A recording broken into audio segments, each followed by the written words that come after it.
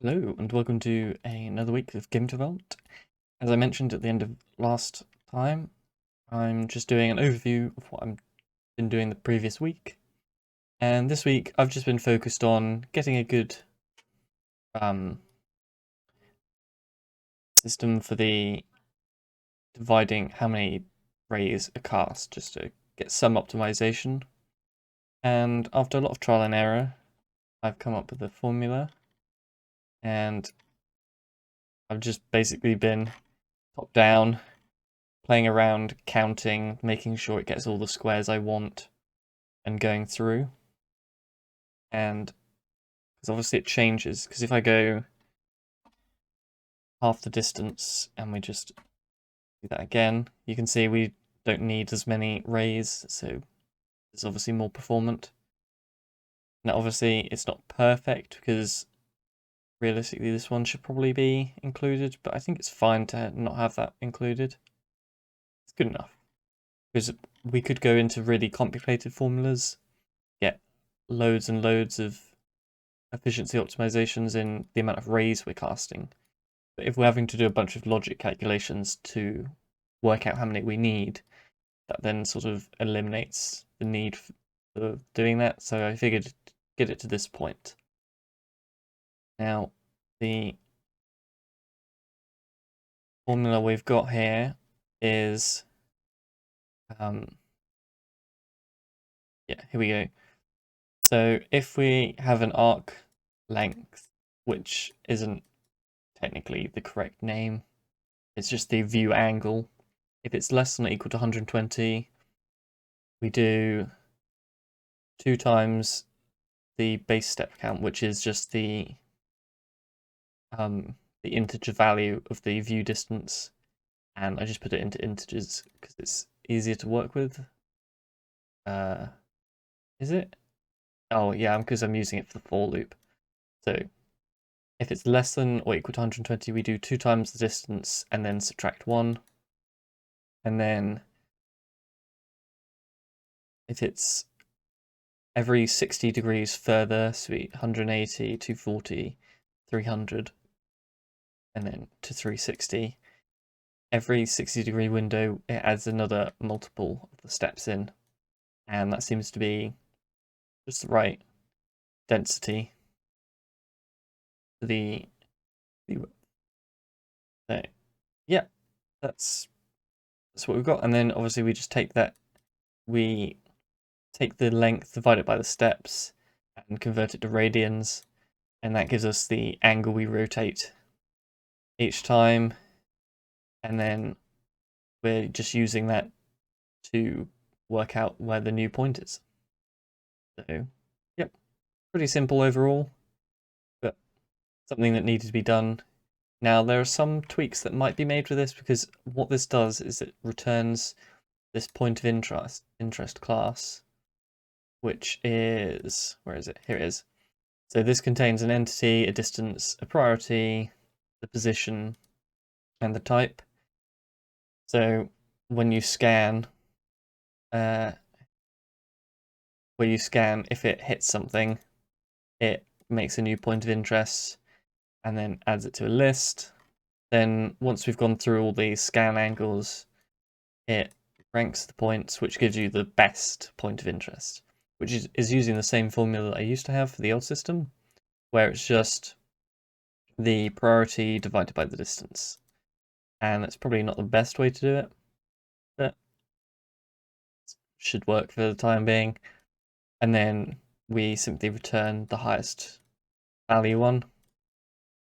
And if we go into, what is it? Here we go. So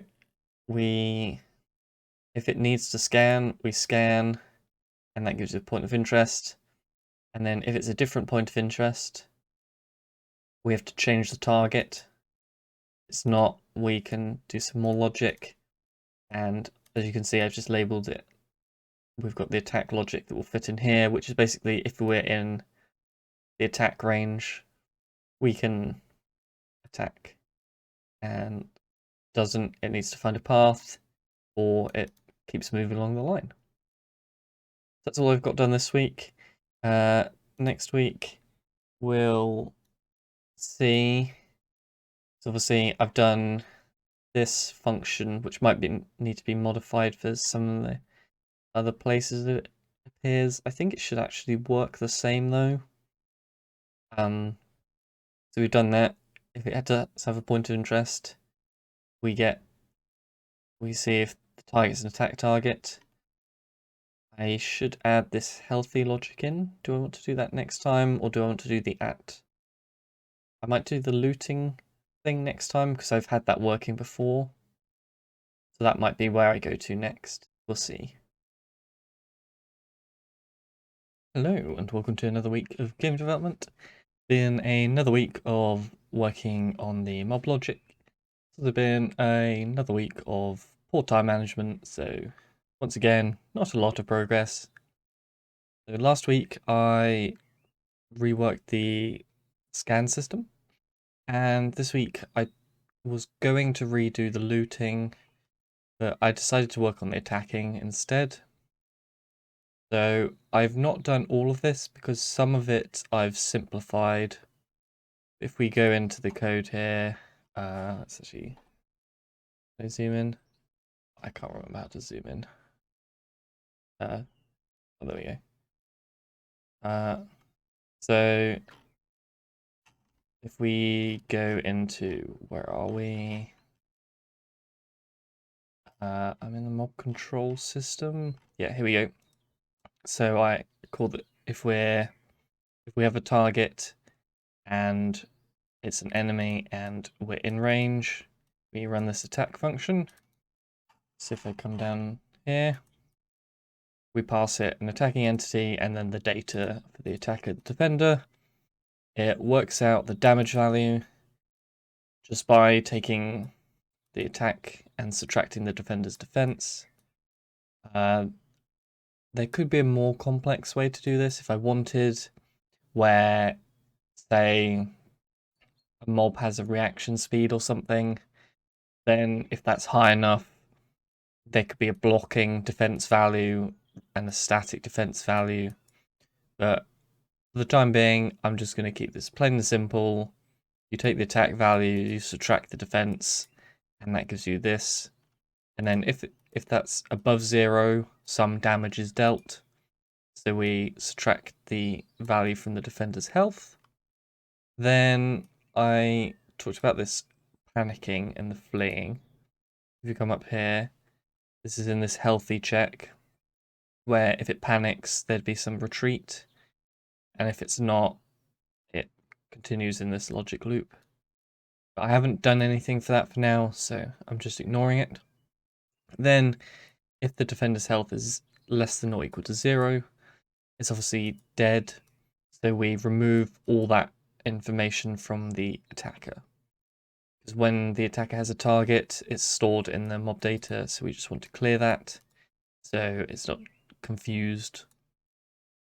I do want to do something better about the way this is assigned, because obviously I'm assigning the task type, I'm manually saying it's not in combat, and I'm setting it to idle.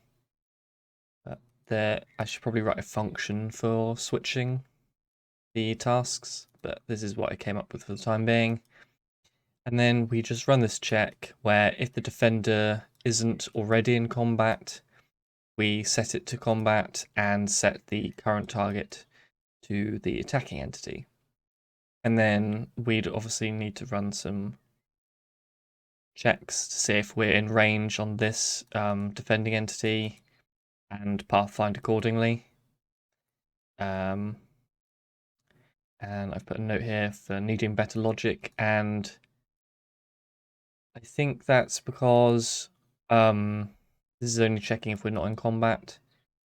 And then if we are in combat, we're ignoring this defender and focusing on the one that we're currently attacking.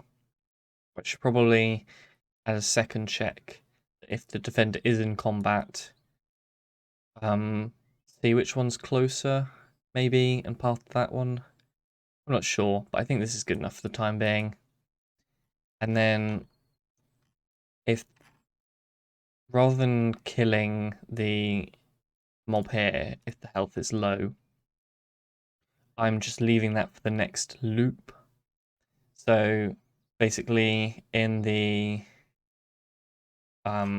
mob control, let's see, there's a separate loop up here. So for every entity that has mob data, if the health is less than or equal to 0, we run the kill mob function, which is a new function I wrote. And all we do is, well, we do two things. We see if it's an adventurer rather than just a regular mob. If it is, we change the mana values for the dungeon. And then we take these, if there's a spawner associated with the mob, we remove that from the currently spawned entities, which frees up slots for the spawner to spawn new ones. Then we destroy the entity, and then if that entity was actually, I'll move that there. It doesn't make a difference, but I think that's cleaner. So if any of the UI was connected to it, say we'd selected that and it dies, we then manually set these to null and toggle the window off, just so we don't get any errors. Yeah, so that's what I've done this week. Once again, not a lot, and I haven't actually I haven't tested any of this, which I should probably do. So the next thing to do will be actually retargeting, like adding the pathfinder in if the mob is attacked, and then re-implementing the looting and updating it because it's sort of confusing. And another thing I want to do is rework the pathfinding because it's a bit convoluted with the motion. Where was it? I don't remember where it was. It was in here. So this, actually I think this might be okay, but I might rework this again. That's low priority. Hello and welcome to another week of Game Development. As you might be expecting, I didn't get much done this week either. The only things I've done are I've been working on re-implementing the looting to work with the newer logic stuff.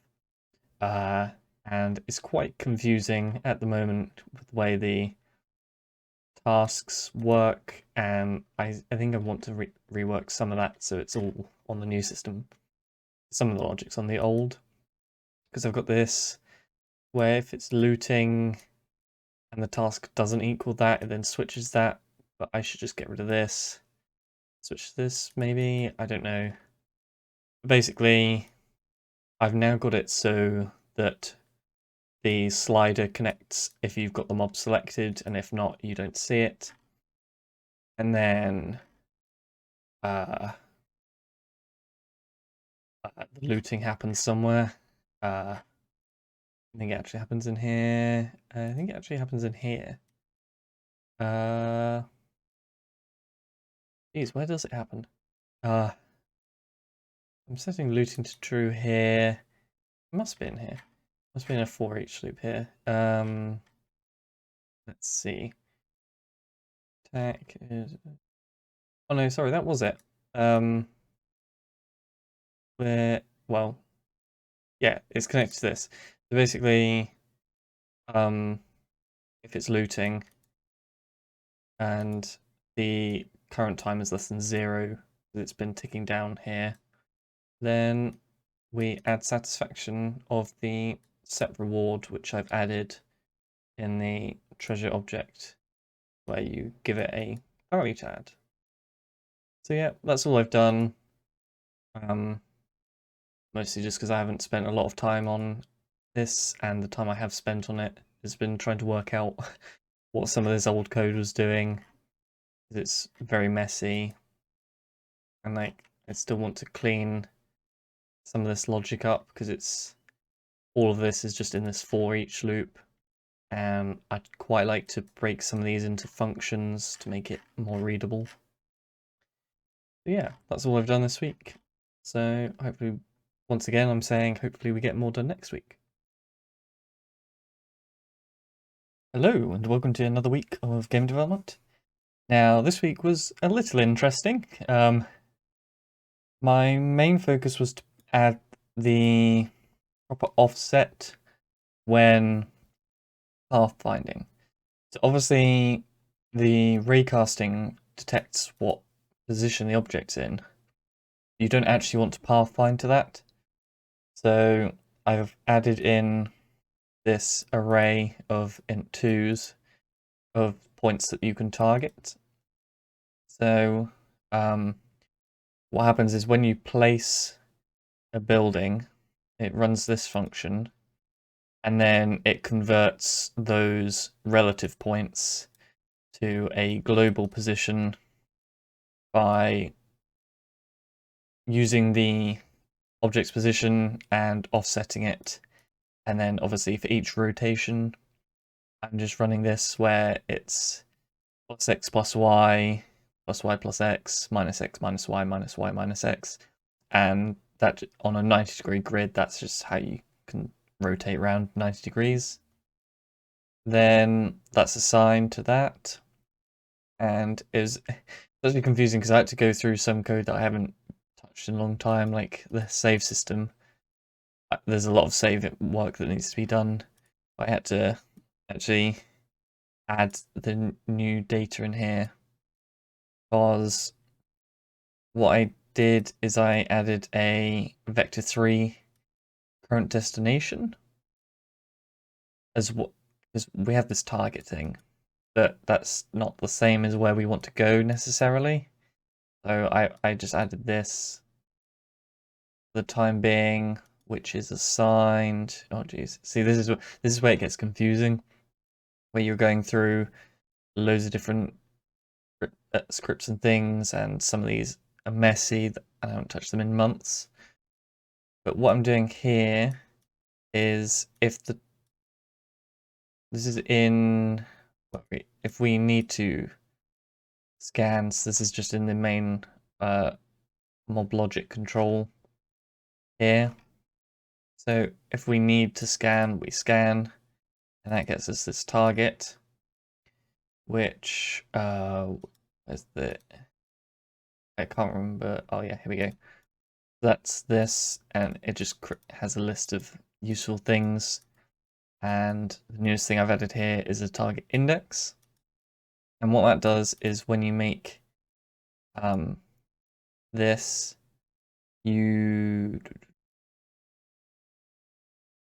where am I assigning that? I can't remember where oh, here we go.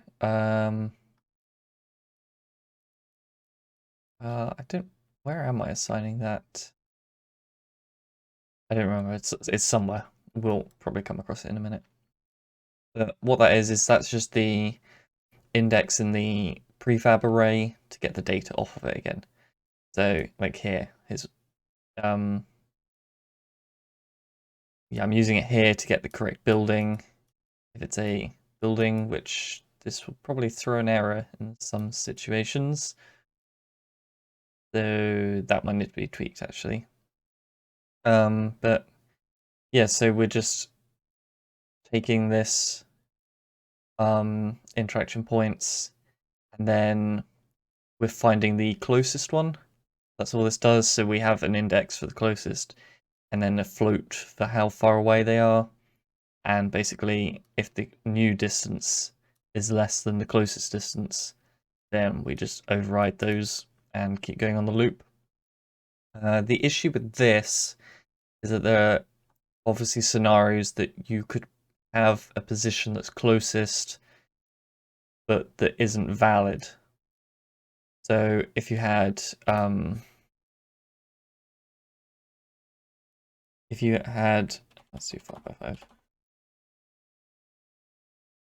If you had the chest here, and then this is the closest to the player. If you had non-walkables here and these ones around it here, it would still try and path to those, which is obviously an issue.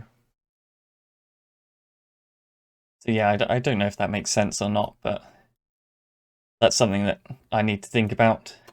If there aren't any valid, that should get caught because the pathfinding actually does check whether you can reach. So hopefully that should work. We'll see, but like I said, there's definitely areas that I could improve this, but just keep it simple for the time being. Then what does it do? It just sets that vector 3 to the closest point, which is worked out here. And I'm just using this y value of the target position. That might be an issue later, like some other stuff, but I don't think it will. Then all that happens is in the pathfinding here, we see if it doesn't have a target destination, it scans. This is the old scan function, so I intend to get rid of this at some point. Pretty sure this is the original. Yeah, that's the original scan function, so I do want to get rid of that. But if we do have a destination vector, then we just get the xy as an int2 and pass that as the end position, and then we just run the rest of the pathfinding. And yeah, this has been a bit interesting because this is the old system. It just basically said go one less on the y, but I didn't realize how I was actually implementing some of this. Like, because obviously I want the pass the start and end position, but I'd forgotten how I'd done this, and some of this I need to just get rid of and move because like there's a lot of this rotation stuff in here, and then yeah, the actual I don't know why. I think I just put this in here initially, but I need to actually get rid of all this and move this over into the logic. And I think once I do that, it'll make things a lot easier because it'll just be start position and then end position and then add the component, and that's that. So that will be gone. All of this will be gone, and then all of this will be gone as well. But yeah, I also still haven't done any testing, which I need to do. So I won't say that's what I'm going to do next week, but that's what I should be doing next week. So yeah, that's going to be it for this week, and I think this is the last one of the month, actually. That flew by.